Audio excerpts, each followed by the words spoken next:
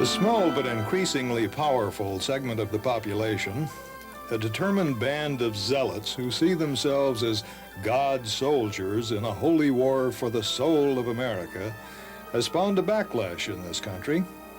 A coalition of not-so-strange bedfellows, from atheists to mainline religionists, who are determined to maintain our secular democratic society, determined to provide for the rich diversity and freedom of choice for our people.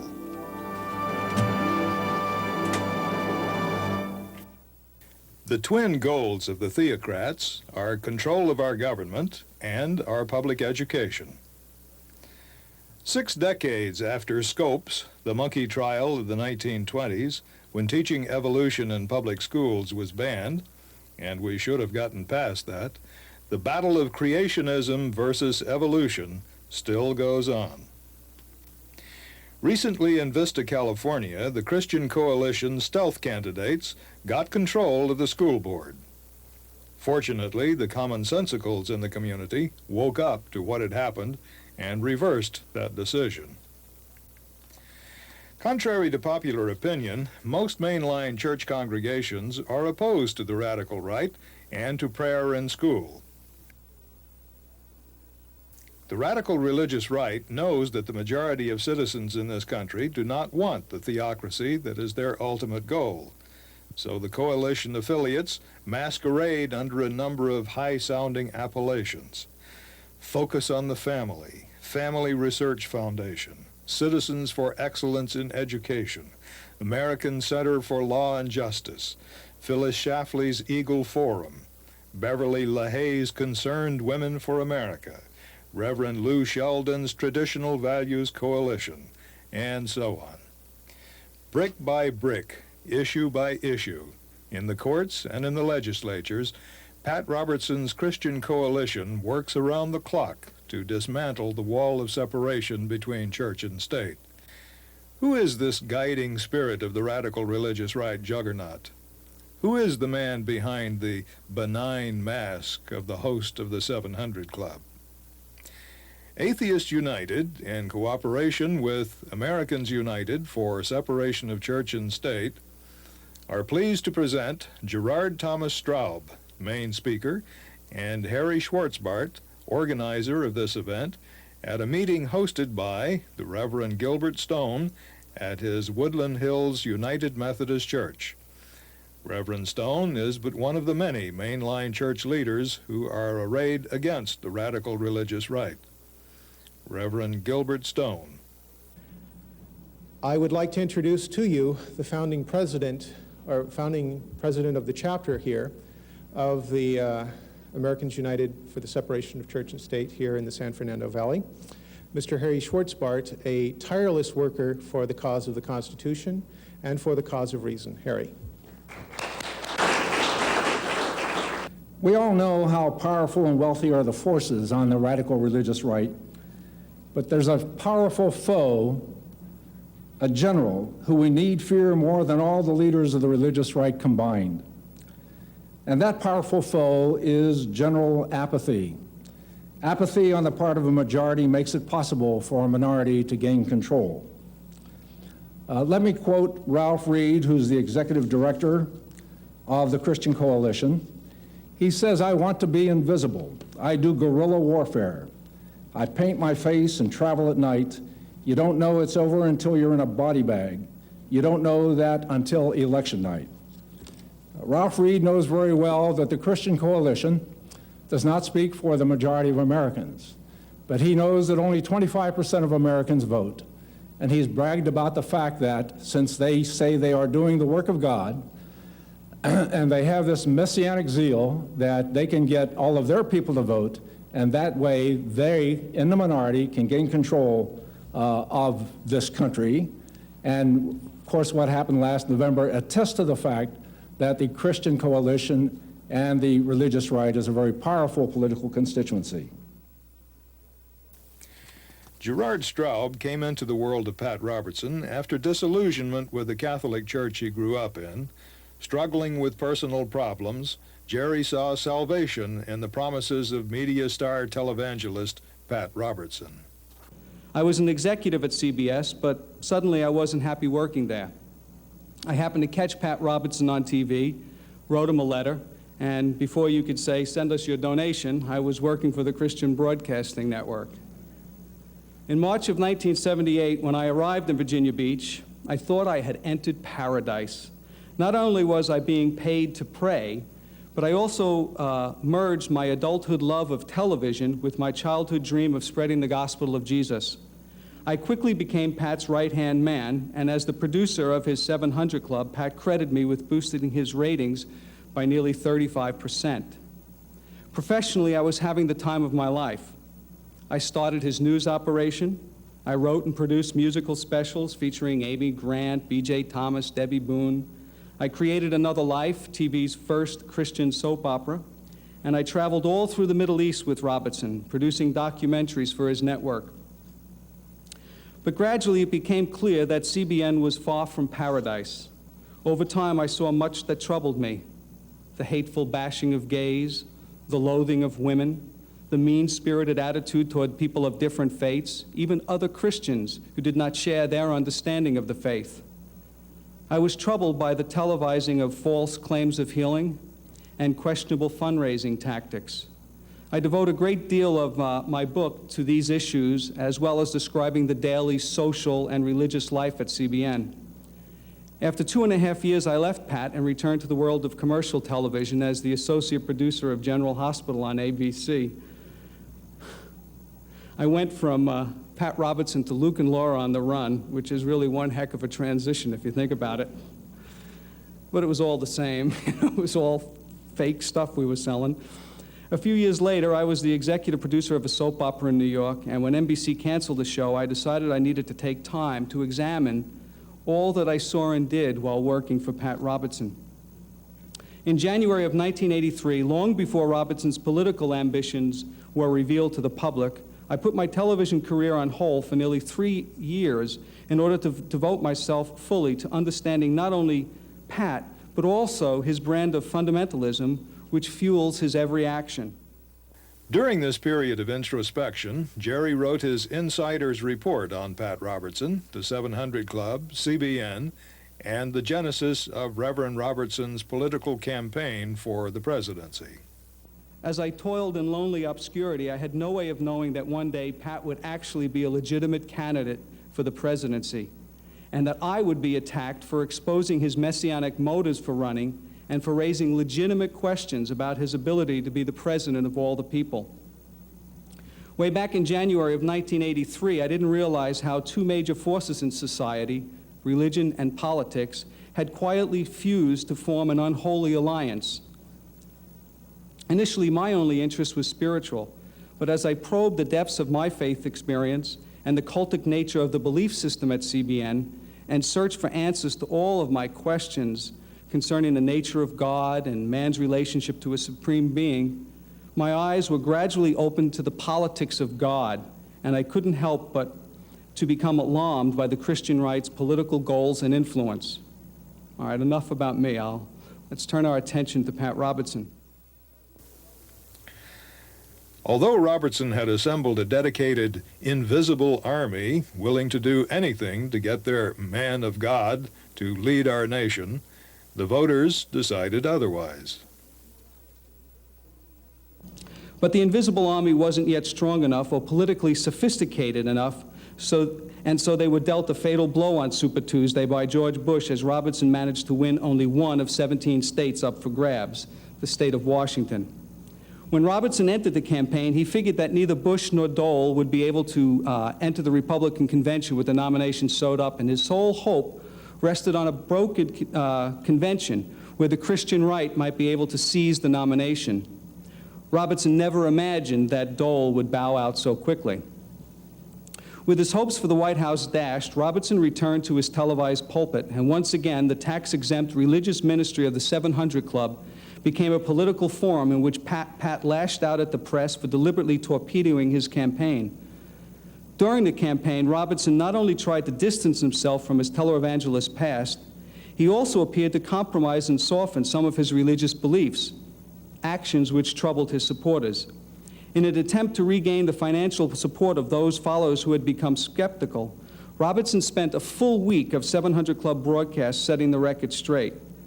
By fielding questions from the audience and addressing head-on all the issues the press had supposedly maliciously distorted, Pat Robertson cleverly built a case for all his political actions and positions that may have seemed at odds with his true religious beliefs. After all that time and effort, Pat Robertson is stronger than ever, and his powerful Christian coalition has become more efficient in its ability to mix religion and politics. This past weekend, most of the major candidates for the Republican presidential nomination made a pilgrimage to the Christian Coalition's annual convention in Washington, D.C., and one by one, they genuflected in front of Pat Robertson and kissed his ring. Ralph Reed on the news tonight said that they had gained national acceptance, that they had become mainstream, and the deception is complete. Every day, 1.5 million people tune into the 700 Club. The 700 Club's formula is simple. Its style is slick, its execution is professional, and the results are absolutely phenomenal.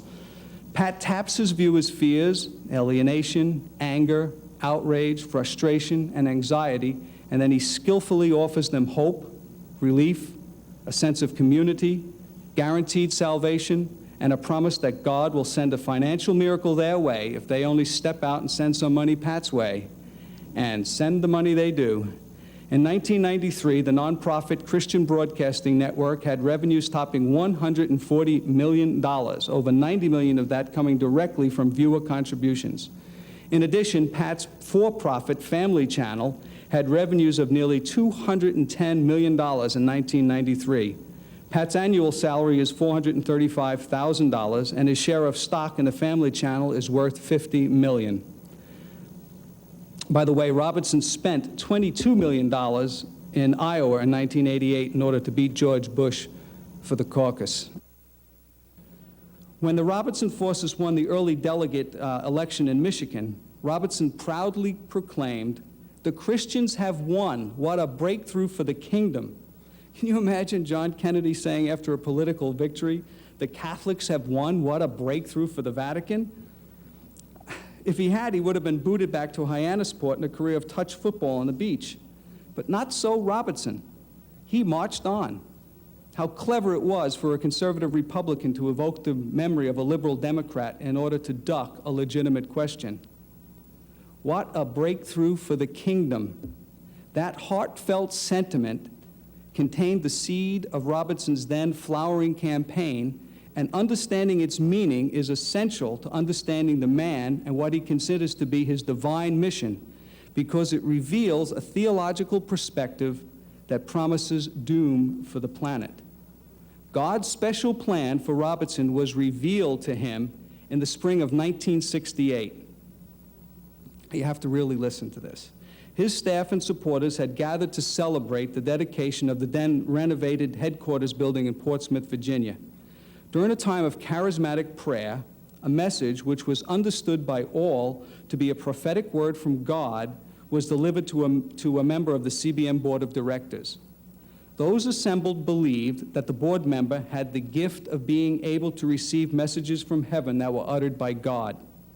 In accordance with this divinely inspired communication system, the chosen receiver of the message would then in turn give human voice to it in order that the assembled faithful could hear what God had to say. Robertson spent the last few days of 1979 holed up at a wealthy friend's home in Florida, where he had a private retreat with God, and God had a lot to say. Pat dutifully wrote it all down on yellow legal pads, tablets, and on January 1st, 1980, he brought the tablets with God's message scribbled down to an all-staff prayer meeting. Because there were no cameras present and he was talking to his most faithful supporters, Robertson was free to rip off his mask of reasonableness and reveal his true identity, a mad, modern-day version of an Old Testament prophet of doom, whose God mirrored his own human frailty and hatefulness. The bright promise that accompanies New Year's Day was quickly doused by a message of destruction and Pat's promise of the coming fires of wrath. Armageddon, Pat boldly proclaimed, would come in 1982. I captured the deranged, cruel, absurd message on an audio tape, and excerpts of major portions of it are contained in a revised and updated paperback edition of my book. But here is a sampling of what Pat said. Now, you have to realize I've offered this tape to journalists, and they just don't play it. And he, God, said, this is Pat speaking now, and what God was telling him. It will be a year of sorrow and bloodshed that will have no end soon, for the world is being torn apart, and my kingdom shall rise from the ruins of it. Pat's now saying, we are not going to have any good years for the world anymore. Let us assume that we took Spirit-filled Christians and that every member of the cabinet was Spirit-filled, the president was Spirit-filled, and the Senate and the House of Representatives were Spirit-filled. But you've got a country filled with homosexuals, people who are living together outside of wedlock, who are engaged in drunkenness, fornication, drug addiction, crime, and violence. Now, what are you going to do with these people? Are we going to kill them all? Are we going to put them all in jail? How are we going to enforce righteousness on them?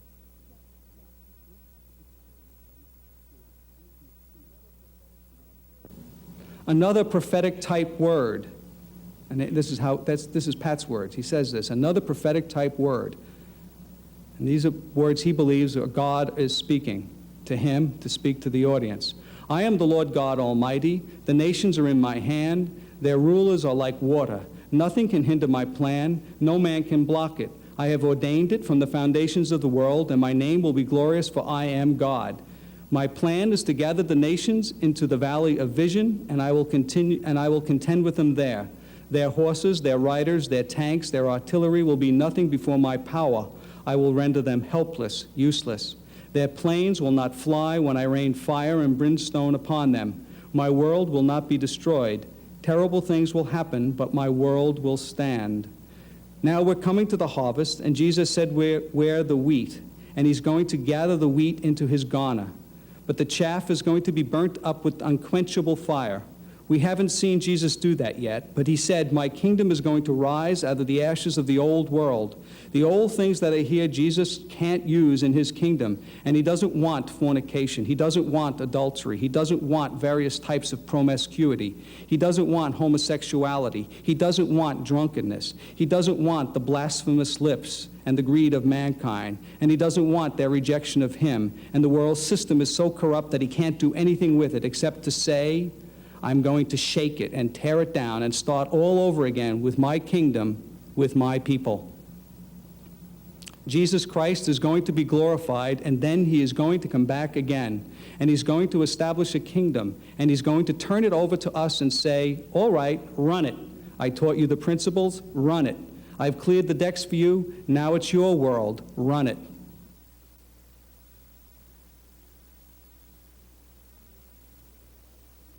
The coming end, the end of life and living as we know it, replaced by some kind of Christian utopia where everyone believes the same thing and worships the one true God. A utopia without dissidence and run by Pat. That's what it's all about. Crazy, you say? Indeed it is. Pat Robertson's first major lie supports his messianic coming kingdom of God complex. Thanks to a tip from me, a reporter from Time magazine asked Robertson if he had ever said that only Christians and Jews were qualified to govern and hold public office. Pat, with his usual disregard for facts and truth, vehemently denied ever making such a statement. However, I had a videotape from the January 11th, 1985 edition of the 700 Club, in which Pat said, individual Christians are the only ones really, and Jewish, long pause, people, those who trust the God of Abraham, Isaac, and Jacob, are the only ones that are qualified to have reign because hopefully they'll be governed by God and submitted to him. Who better to take dominion over the universe than those whom God has taken dominion over first? I think that anybody whose mind and heart is not controlled by God Almighty is not qualified in the ultimate sense to be the judge of someone else. I gave that tape to NBC News, and Tom Brokaw played it on the evening news. That was the only time that any of the tapes were played. Pat's comment doesn't sound as if he has much regard for the part of the United States Constitution which states, "No religious test shall be required as a qualification to any office or public trust under the United States." Here's another example of the way Robertson would mix church and state rather than keep them separate. Let's say that the Christian thinks God is directing him to blow up an abortion clinic or kill a doctor who performs abortions, and this Christian does in fact commit such a crime. In a September of 1984 edition of the 700 Club, Robertson suggested that a special church tribunals could be called upon to discern if a believer had in fact received an authentic word from God which compelled him to break a civil law. According to Robertson, if this church tribunal did determine that the believer had in fact received an authentic message from God, and how they could reach this conclusion without issuing God a subpoena wasn't made clear, then Robertson said the church tribunal would have the civil authority to provide the believer with immunity from prosecution. I gave that tape to a reporter from Time magazine, but it was not included in the story he wrote. Pat repeatedly has spoken about kicking the devil out of the government. For Pat, government policies and programs that pander to conditions he considers sinful, such as alcoholism and homosexuality, prove that Satan has infiltrated the government because these policies provide the sinner with an easy excuse for not taking personal responsibility for eradicating the sin from their lives. The devil is very real to Pat. This fact is clearly illustrated from the following comments from his Book of Answers, a book, by the way, which answers such burning questions as, how powerful is Satan? Is oral sex okay? Does the Bible allow sex for pleasure? Are interracial dating and sex all right? Can I lose my place in heaven? What do you think of long hair for men? The answers are like a bad movie script, predictable and an insult to intelligence. Pat writes, although lust, homosexuality, and drunkenness, gluttony, and witchcraft are expressions of sinful flesh, these things can also be expressions of the demonic activity in the lives of people. Pat writes, schizophrenia can be a mental disease, but it also can be caused by demon possession. Pat writes, it is possible that Satan knows at least a little bit of what we are thinking. Beyond Pat Robertson's obvious threat to the freedoms we enjoy, including the freedom of religion, we need to realize that his twisted notion that God can and will send direct communications to a spirit-filled president includes the possibility that the message might be forthcoming that orders his waging a holy war against a specific group of people. If genocide for Jesus sounds far-fetched, then you weren't watching the May 6, 1985 edition of the 700 Club. Briefly, here's what transpired. And there's a complete transcript of this in the book. A member of the studio audience asked Pat to comment on the extermination of the Midianites that is chronicled in the 31st chapter of the book of Numbers in the Old Testament. Robertson said that God sometimes instructs his people to wipe out an unregenerate human group completely, to kill them all. And strangely enough, Pat claimed that God does this for the loving and kind reason that unrepentant sinners who refuse to reform are only going to give birth to untold future generations of residents of hell, if not mercifully stopped from procreating.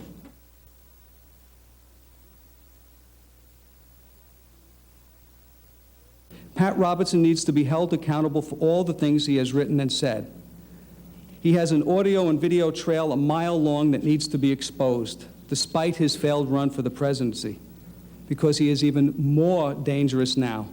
I'd like to conclude with some quotes taken either from his book or transcripts of his television shows. Unless America repents and gains a proper respect for God's law and God's moral order, the time will come when God will punish us. A lasting peace will never be built upon man's efforts because man is sinful, vicious, and wicked. Until men are changed and Satan's power is removed, there will not be peace on earth. The first thing to be said about suffering is that most of it comes because of the activities of a powerful supernatural being called Satan, or the devil. He delights in hurting man. Unconverted man may try to do better, but he is ultimately doomed for failure. This is a great one. Regrettably, a woman with great ability sometimes marries a man who does not have much ability. This wife must resist the temptation to dominate her husband. Her husband will sometimes make decisions that the wife feels are wrong. She must either gently persuade her husband he is wrong, or else pray that God will change her husband's mind. A woman has voluntarily surrendered a portion of her autonomy to her husband when she marries.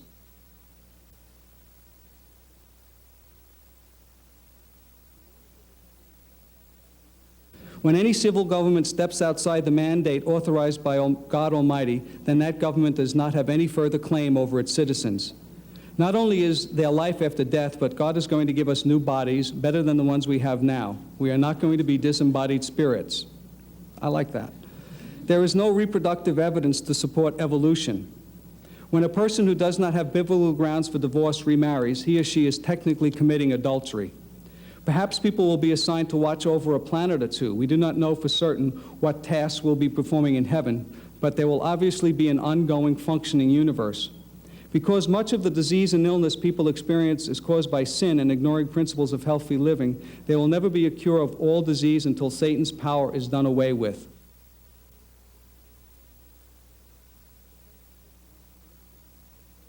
The first victim of a political battle fought with self-righteous discourse is tolerance. Tolerance is essential to maintaining a sense of stability and unity in a pluralistic nation where there exists within the hearts of its people a wide diversity of opinions and beliefs. Tolerance cannot be allowed to fall into disuse. Mutual tolerance must not be simply passive.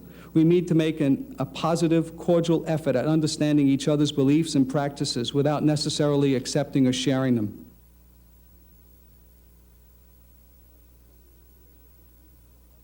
After spending years of looking into the puzzle of Pat Robertson and exploring the faith experience that led me to become one of his followers, I am convinced that magical thinking needs to be exposed as a threat to sanity, and the ability to reason needs to be cultivated.